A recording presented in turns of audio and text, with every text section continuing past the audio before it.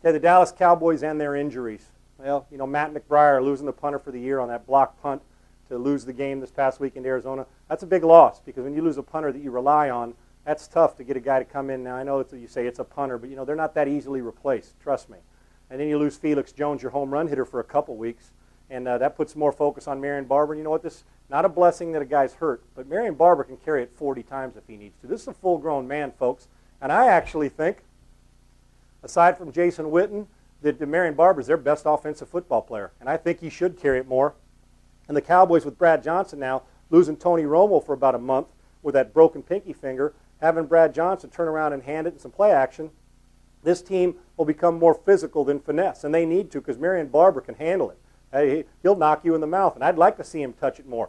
Can the Cowboys overcome this? Adam Jones out. Roy Williams comes in at wide receiver. You know, with Felix Jones, Matt McBriar, and Tony Romo out, here's what you lose with Tony Romo. The big play, take a chance, the big play home run, throw him for the 300 yards and 3 touchdowns on a regular basis. But you also gain with Brad Johnson, who's one of the more efficient backups. He's 40 years old. He's won a Super Bowl. He knows where to throw it. I can tell you this, Brad understands his weaknesses more than Tony does. And I'm a Tony Romo fan, but I also know that Brad Johnson knows how to win. He'll be patient enough to check it down 8 times in a row. He doesn't care. His ego's not getting in the way. And as good as Tony is, Tony's biggest strength is his biggest weakness. He tries to do too much.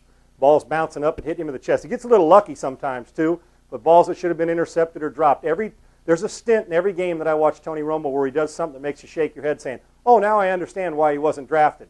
And then there's a bunch of time in the game where you say, this guy's got superstar talent. He's going to be a great player in this league. Stop the Roger Staubach. Stop the Troy Aikman comparisons. Tony Romo's not even close there yet, but this is a guy with special talent.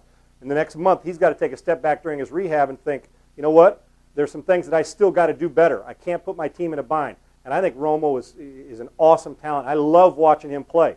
But you know what? It's not about that. I got to break this down the way I see it. And Brad Johnson will protect the football. Now, he's not as physically gifted, and he may throw an interception, but it may be a lack of the physical ability to throw it as far or as hard as Tony does now, as opposed to the mental mistake and Brad trying to do too much. Brad will not try to do too much. He'll rely more on his teammates. That being said, do they take a step back? Yeah, probably. But this is going to be a telling time for the Cowboys. Can they win 3 out of the next 4 to keep pace? Because Brad Johnson is capable. And I don't know many backups in the league right now, which is a sad commentary, that I can count on to win 5, 6, 7 games if, in fact, the starter goes out. At no time have I seen more inept backup quarterback situation where there's not a superstar where you say, if he starts, if he gets hurt, he'll start and can win the job. Now, that may happen. I mean, Sage Rosenfels and Brian Greasy or Garcia, depending on who the starter is or who Gruden's in love with one week or the other. So putting them both together, can a backup win? Brad Johnson can. Is there a backup in this league that I can count on right now and say, if my starter goes down, he's a far better player? I've tried to look around the league, and I'm not sure I can see that except in a couple places, and those are teams that don't have a chance at the playoffs anyway. So Brad Johnson will do just fine. Will Fine be good enough to win 3 of 4, or will Fine be good enough to go 1-3 or 2-2 and get Tony back? Tony's got to do some things that get this team better when he gets back, quit making those silly mistakes, and Brad's got to hold it down and do what a backup's supposed to do.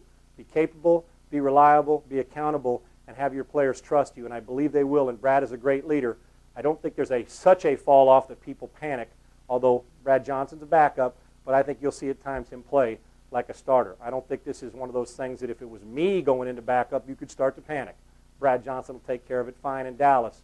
The only problem is they're in the NFC East, and they can't afford to lose 2 or 3 of the next 4 weeks, whatever it is, or the next 5 weeks, depending on when Tony gets back. So you think you can tackle a pro? There's only one way to find out. Click on fantasy at opensports.com.